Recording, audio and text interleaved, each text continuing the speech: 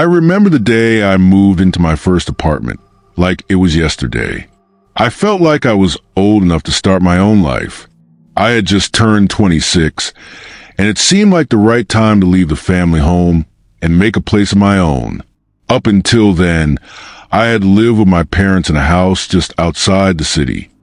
The familiar walls, the smell of my mom's cooking, my dad's voice on the phone as he worked late. It was comfortable and safe. But I had always felt like I needed something more. I needed to build something for myself. I spoke to my parents about it first. Of course, they weren't thrilled at the idea of me leaving, but they understood. I was getting older, and I needed my own space. My mom, ever the nurturer, didn't hide her worry, but she knew it was time for me to go. After all, I wasn't a child anymore. She helped me pack, and we spent the afternoon talking about everything that had gotten me to this point.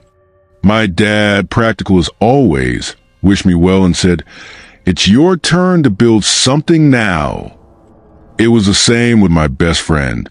She had been living on her own for a couple of years already and knew what it was like to strike out on your own.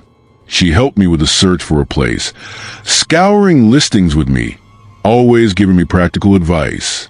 We spent weekends visiting apartments, looking at places that were either too small or too expensive. Then, about 2 weeks into our search, she called with a lead. "I think I found the perfect spot," she said.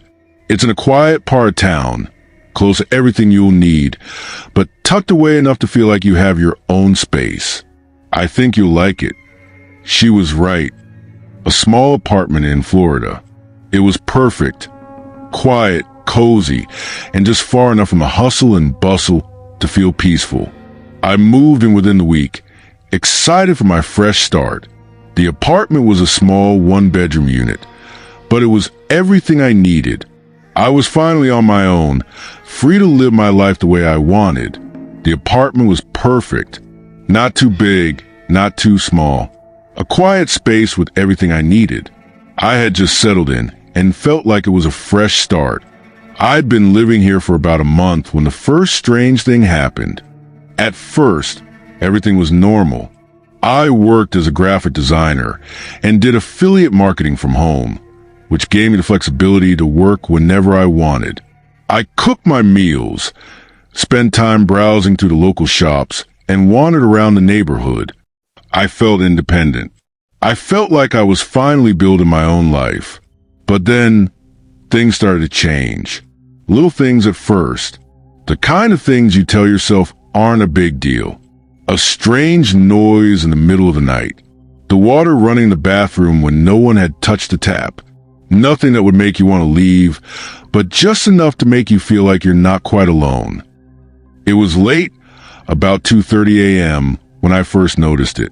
The water in the shower turned on by itself. I remember clearly that I had turned off the water before coming out of the shower earlier. The sound of the stream filling the room, it was faint at first, like the gentle trickle of water. It wasn't that loud, but it was enough to catch my attention. At first, I thought it was just the pipes acting up. I was new to the apartment, and everything needed a little getting used to. The water turned off as I approached, and I assumed it had been a fluke. But that night, I couldn't shake the feeling that something wasn't quite right.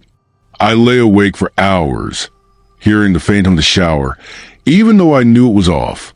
I had a neighbor who lived just above me. She'd been in the building for a few years before I moved in. She was always friendly, always waving when I passed by. One day, I saw her in the hallway and decided to ask about the strange noises. I mentioned the water turning on by itself and how it had started getting more frequent.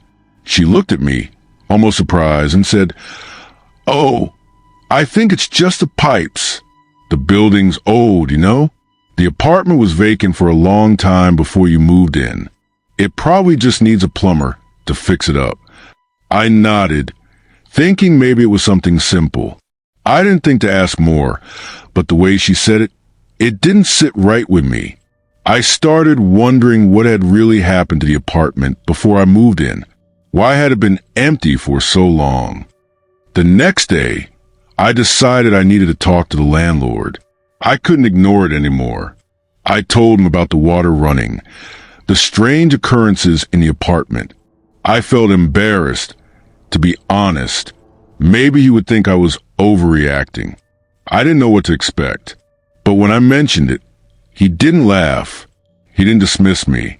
Instead, he nodded slowly, almost as if he had heard this before. "I'll send someone to take a look at the plumbing," he said. It could be the pipes. The nights kept getting stranger. The shower would turn on, but I couldn't figure out how or why. It felt like something was watching me every time I stepped into the shower. One night, the water didn't stop. I turned the knob to shut it off, but it kept flowing. Cold. The kind of cold that makes your skin crawl. My breath fogged up in the air, and I couldn't see myself in the mirror. The water kept running, louder and louder. I couldn't escape it. I turned to leave, and as I did, I saw something in the mirror. Just for a split second, a shadow moving behind me.